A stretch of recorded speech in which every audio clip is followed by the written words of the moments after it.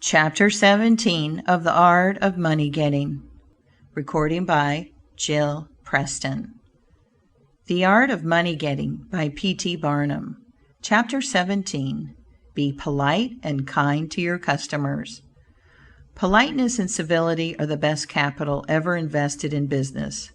Large stores, gilt signs, flaming advertisements will all prove unavailing if you or your employees treat your patrons abruptly. The truth is, the more kind and liberal a man is, the more generous will be the patronage bestowed upon him. Like begets like. The man who gives the greatest amount of goods of a corresponding quality for the least sum, still reserving for himself a profit, will generally succeed best in the long run. This brings us to the golden rule. As ye would that men should do to you, do ye also to them. And they will do better by you than if you always treated them as if you wanted to get the most you could out of them for the least return.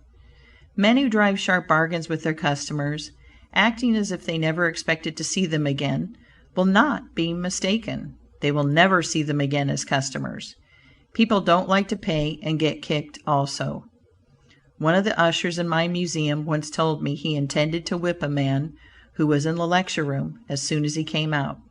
"What for?" I inquired. "Because he said I was no gentleman," replied the usher. "Never mind," I replied. "He pays for that, and you will not convince him you are a gentleman by whipping him. I cannot afford to lose a customer. If you whip him, he will never visit the museum again, and he will induce friends to go with him to other places of amusement instead of this, and thus you see I should be a serious loser." "But he insulted me," muttered the usher.